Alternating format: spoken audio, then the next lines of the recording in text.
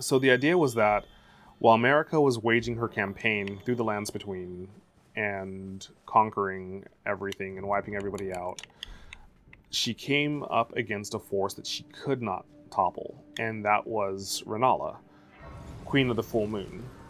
So Renala, who rose to the head of the Carrion, or I'm sorry, the Raya Lucaria Academy, who's the head of the Carrion royal family, she was a force that America's forces just couldn't take down, and her knights were, pretty evenly matched with America's forces. And so America sends Radagon, who at the time was just kind of this unknown. He was a soldier, he was a really renowned soldier, but he was just some random soldier.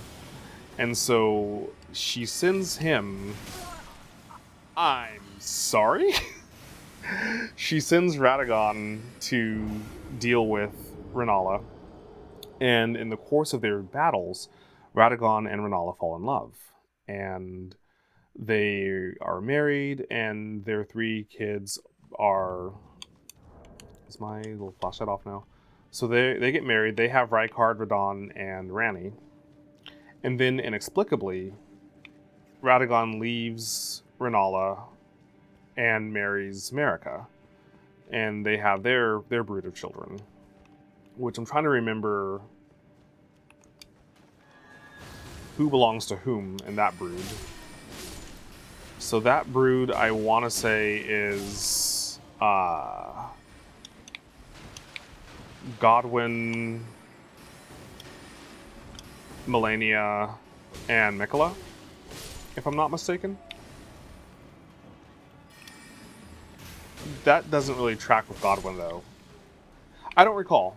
I'll throw up America's family tree. Like I said, it's been a while, so I haven't really thought about the lore in depth in a bit. So a little bit of the finer details I'm a little bit foggy on.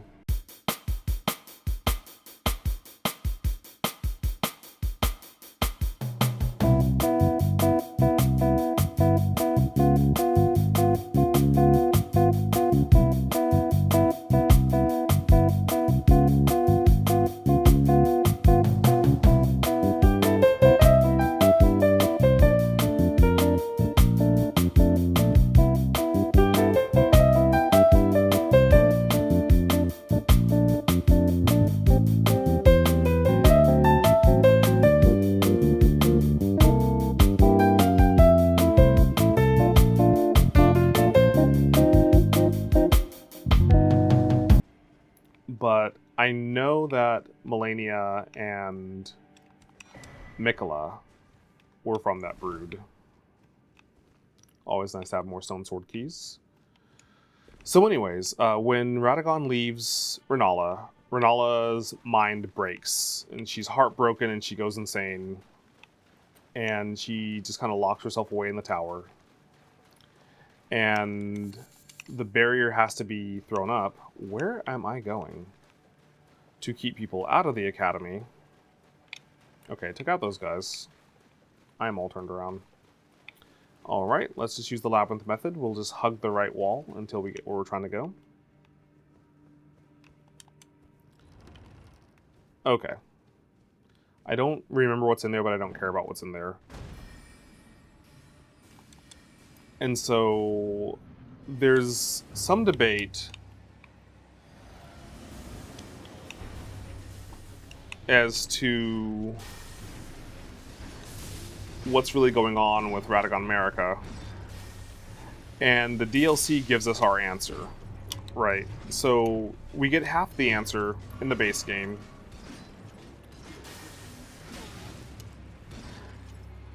Which is when you complete a certain quest line, or part of a certain quest line, and use erudition on a statue of Marika, it becomes a statue of Radagon, or vice versa. I forget which becomes which.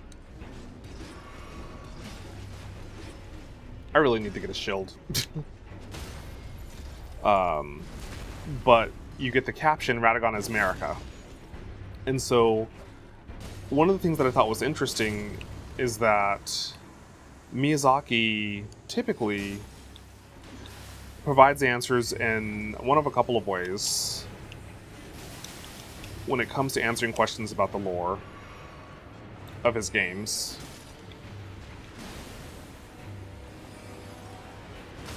thank you. And what that is that you will either get a clear answer, you will get an answer that you can puzzle together, or you will get... Okay. That has more range than I thought. A clear answer, an answer you can puzzle together, or an answer that he wants you to interpret for yourself. And I always thought it was a little interesting how he chose to go about Marika and Radagon, because it was ambiguous in a way that he normally, I feel like, isn't with his storytelling. And you'll have a lot of people, like, again, as I've said before, right, like, the best and worst part of every fandom is the fandom. And so you'll have some people that are even-headed that can just be like, hey, I have my opinions, you have your opinions, we don't have to agree, we both love the game, let's just have fun. But then you'll have people that are just like, no, this is what I believe the lore is, and you're an idiot if you believe otherwise, and I'm going to drag you and be mean about it. And people feel very strongly about their beliefs on Radagon and Marika. So on my author channel, I'm going to go into this in more detail in terms of what makes a good theory. But the idea comes down to the idea that your theory should fit your evidence. You should not force the evidence to fit your theory. And so what that means is that if I were to say, I believe that Millicent and... let's see, what's the fastest way to get there? If I say I believe that Millicent and Melania have a connection, that is 100% true.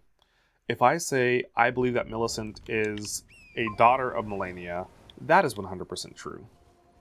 If I say I believe Millicent is, through natural birth, Melania's daughter, there's absolutely nothing anywhere in the lore that supports that statement as being 100% true. Right, so at that point, and even further, right, it kind of disproves it with the idea that we know that she was born from a bud in the Scarlet Rot and Caleb. At least that's what her adoptive father tells us. Where is this side of grace? Because I need to come back here later. And so the idea is that I can prove out my theories about Millicent's origin to a point, and then from there, I have to accept that whatever interpretation, has its own degrees of validity. I think the side of grace is over here. And so, going back to Radagon Marika, there are people that believed that Radagon was just literally Marika, right? That Marika changed her gender and she became Radagon. I leveled up the wrong stat. Crap. That's okay. I'm gonna move my stats around when I beat Renala anyways, so it's fine. There are people that believe that Marika just changed her gender, transformed her body, and she became Radagon, and she seduced Renala and broke her mind and left her behind. And then there are people that believe that Radagon is his own separate entity, his own separate person, and he had his own thoughts and feelings and goals. There are people that believe that Radagon and Marika have to be in the same body at all times. There are people that believe that they can be separate bodies. And until the DLC, all of those interpretations are valid. So anybody who came at you and was like, no, I know the story 100%, this is the only interpretation, that's somebody who's very close-minded and just wants their way to be the right way and their way the highway. Until the DLC, we had no way of answering that question. Now, I would posit that even with the DLC, we can't necessarily 100% answer that question, but Miquella and St. Trina give us a lot to frame that conversation that we didn't have before. And so Miquella and St. Trina make it very clear that they are completely separate personalities and identities that have their own thoughts and feelings and hopes and dreams and wants and desires, which is why Miquella felt he had to do what he did to her to achieve his goals. And so we can infer, and then we also know for a fact that Miquella and St. Trina are capable of occupying separate bodies. And so Like, they don't have to be together to function in the world. And so we can infer that it is a logical possibility that St. Trina may have been off doing her thing while Mikola was off doing his thing. And so, does that 100% answer everything about Radagon Marika? No, but it gives us the context for that conversation, right? It lets us know, hey, here are some ground rules for how this power works. We still have a lot of questions, right? Like, we still don't know why Mikola, as far as we're aware, is the only one of Marika's children to have this power of having another self. We still don't know if that power of other self is just a trait of the shaman people, the Newman shamans that Marika descended from. Like, we don't have enough to definitively answer a lot of those questions. Hi! A lot of those questions are still up for interpretation. But using Mikola and St. Trina as the basis, we can infer that Radagon and Marika were completely separate people. Then I take that theory and I use the evidence to further support that theory from the idea that, for example, Marika in her grief shattered the Elden Ring while Radagon tried to repair it. Right? They have completely different approaches to what they want to accomplish. It seems like Radagon was more loyal to the outer god that was subverting its will over the world than Marika was. But we gotta kind of... some of that's up to interpretation. But we know that Radagon and Marika had their own agendas. And we can further infer that Marika typically has a scorched earth approach to her enemies. If you cross her, she pretty much just obliterates you with no mercy. So it's a little weird that Renala is granted a form of clemency that the rest of Marika's enemies are not. So real quick, for these guys are annoying if you don't have a blunt weapon. You have to break them before you can actually start doing some real damage to them. So that's why I'm using those charged R2s to do that. And then once that happens, it's a lot more even killed. And Lightning Spear is great, and later on Knight's Lightning Spear, because of how much poise damage they do. Also, they've got pretty great range. And now I can use the Smithing Stone to make my weapon stronger. Alright, so that's 3 bosses down. So let's think. What do we want to do? Well, how strong is my sword right now? My sword's a +4, so that's 12 to get to 3. 1 to get to 4. So I need 11 more, I think? No, 2 to get... I need 10 more, I think. Okay, how many do I have?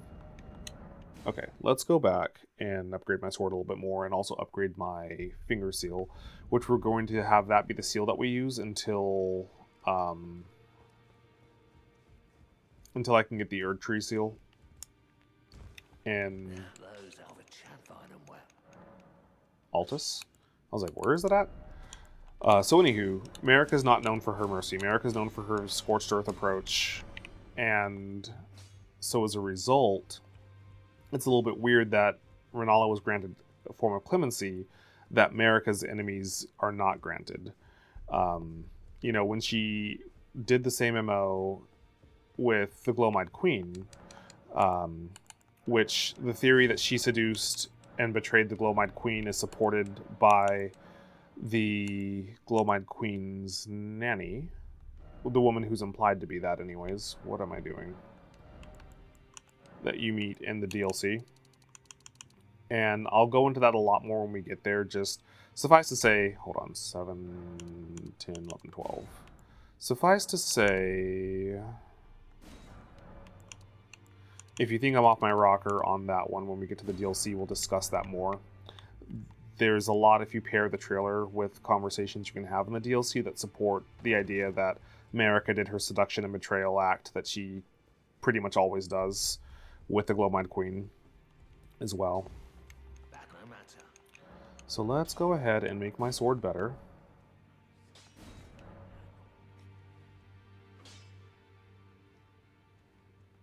I was off on my math.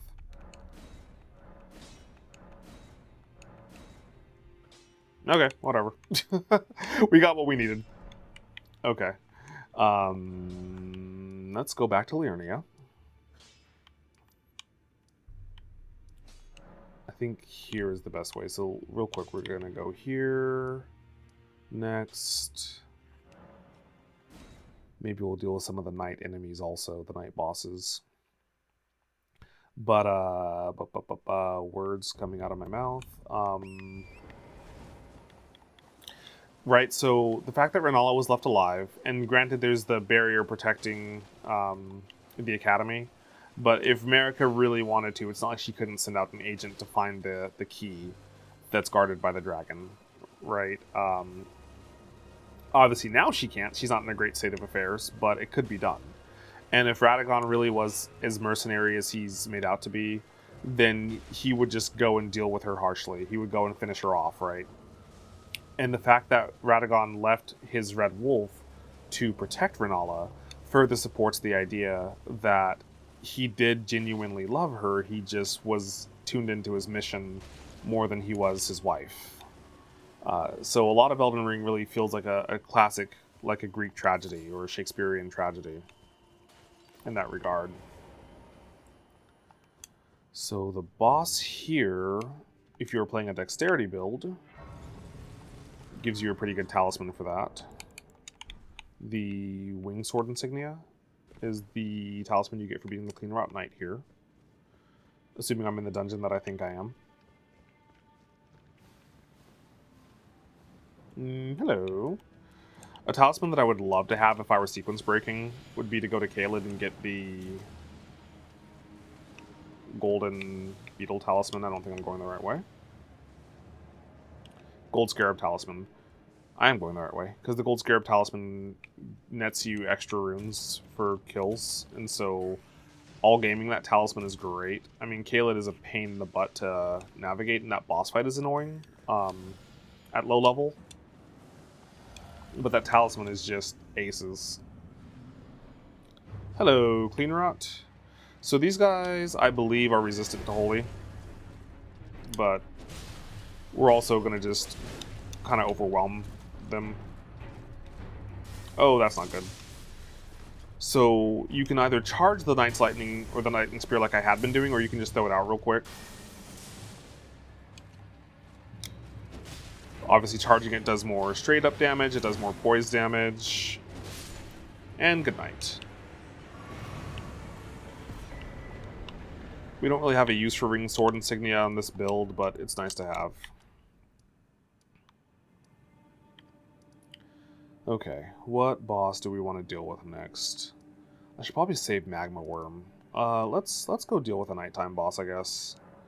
The thing is that, like, I don't think it would necessarily break the rules of how my self-imposed limitations for this challenge if I went and got a talisman that I really want. So I want to save Renala for the last fight, but my next talisman and my secondary armor set is in Renala's Legacy Dungeon. And I think I can still... You know what? Does that even work on this build? I don't know that it does, actually. So for anybody wondering why Smaragd is guarding the key, there's a thing in the lore of Elden Ring that dragons will swear an oath of fealty to those whose power they recognize, and so if you beat a dragon in combat, they will swear an oath of fealty to you because you've proven yourself, which is how Godwin got his dragon girlfriend, and how the Karian royal family has these various dragons that are protecting them because members of the Karian royal family fought dragons to a standstill and defeated them, thus earning their respect. So Adula, for example, is a dragon that Ranni would have had to have defeated in combat and earned her respect. And that's why Adula protects Ranni. So Smaragd would have been defeated by a member of the Karian royal family as well, thus earning their respect, and being assigned to protect the key to get into the academy.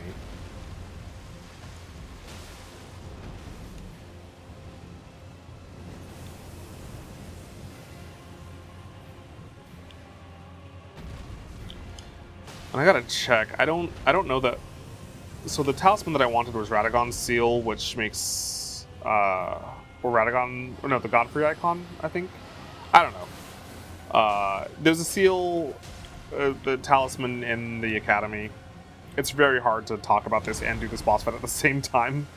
I think it's the Godfrey icon, which allows you to cast spells faster, but I don't remember if it affects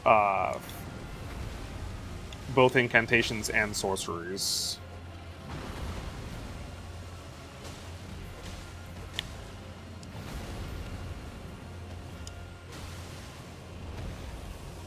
Woo, baby. You gotta be careful, because that magic breath can and will one-shot you if you're not careful.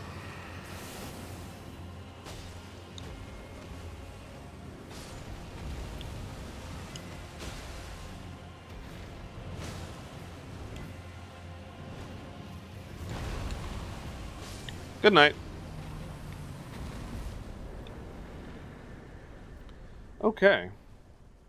That's another boss down. So let's just mark off this spot here. What do I want to do next? Let's go back. I'm trying to think where that side of Grace was. Okay, that's Rylukaria Gate. That's Temple Quarter. Is Gate Town North where that nighttime fight is? It might be Gate Town North.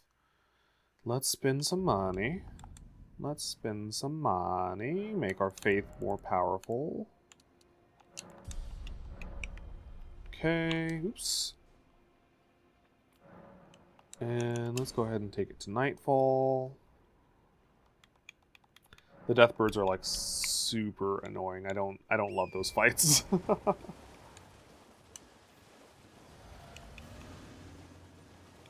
And we will meet our friend. So let's get the Faith online. Who are you screaming at?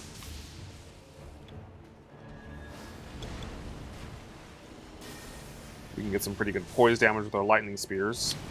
I dodged way too late. Excuse me. Excuse me. Oh hey, that's Lingering Flame. Excuse me, who are you yelling at? Okay. Let's just lock in a little. Let's just lock in a little. Let's just lock in a little! Oh my gosh. What is wrong with me? Okay.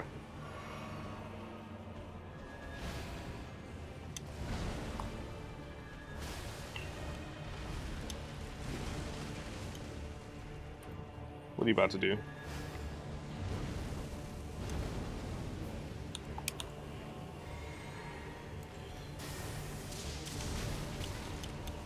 Woo, baby. Let's just back up.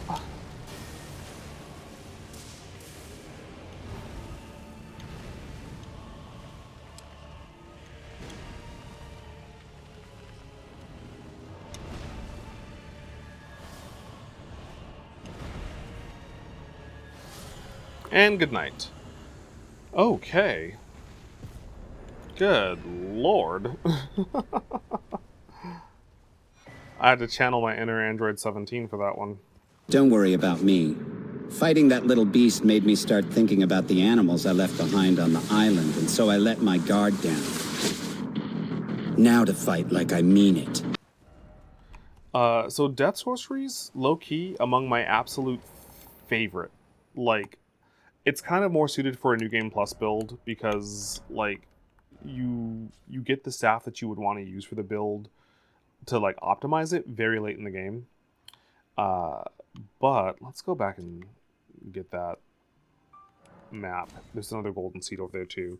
You get the staff that you want to use for a death sorcery build kind of late in the game, but death sorceries are so much fun. They're among my favorite builds to play. Let's just go this way. I'm trying to think what else we want to do here, because like Liurnia is a deceptively big zone, and it has a lot of bosses in it. Like, counting the field bosses, it's not quite that big compared to Limgrave, but if you don't necessarily count the field bosses in your number, like, Liurnia, I want to say, has like close to twice as many bosses as Limgrave.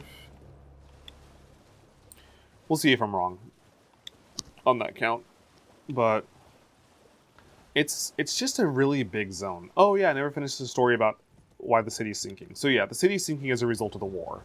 Long story short. Let's check in to make sure. I'm doing a new setup for my recording while I'm traveling, and so wanted to make sure that I was actually still popping up like I should be. Okay. Alright, let's just think for a moment. What's our next move?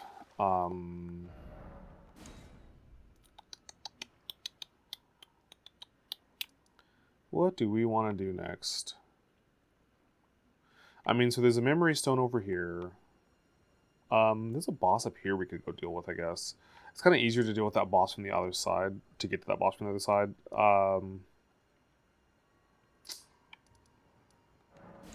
Let's go over here. Yeah, as a result of the war between Marika and Renala's forces, that is how / why we have that sinking city.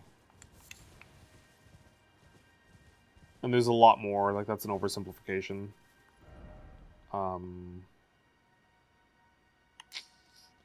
just trying to remember where the Knight's Cave is. I think the Knight's Cave is back here, actually.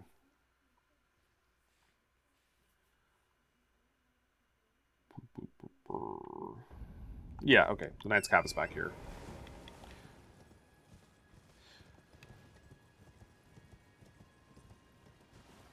Way back there. I'm gonna do a dumb guy move and just kind of leave these dudes to duke it out themselves. They definitely aren't going to cause me trouble while I'm trying to fight the Knight's Cave. Absolutely not. They would never. Is the Knight's Cave? Yeah, okay. I was like, is he back here? That was just to get holy on my sword. Yeah, definitely not going to cause problems while I'm trying to have this fight. So for anybody wondering why I keep using Lightning Spear on enemies that like obviously Sacred Blade does more damage to, is because of the poise damage that Lightning Spear does. Ow, rude. Okay, that's just enough of that. Thank you very much. Knight's Cave is also a fun build, but it's another one that's kind of more suited to New Game Plus. Because to get like the full Knight's Cave set of everything that you want, you kind of have to get to the snowfield. God, that move just fires so slow. I mean, I also could have just practiced proper spacing, but you know. Why blame myself when I could blame the game?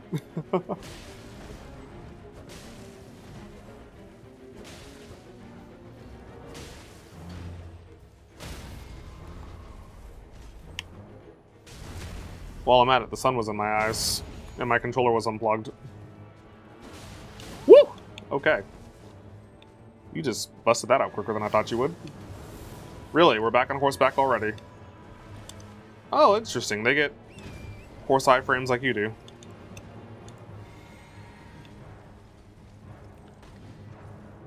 I already knew that, like, if you were close to them, when they call their horse, like, the aura burst of the horse coming back will blow you down. And I think it does damage to you, like some negligible amount of damage. Okay, hey, hold on. Let's be reasonable. Thank you. Alright, that's another boss down. I'm gonna mark you, like, right here. What do I get for that fight? Ice Spear. Neat. Not going to use it.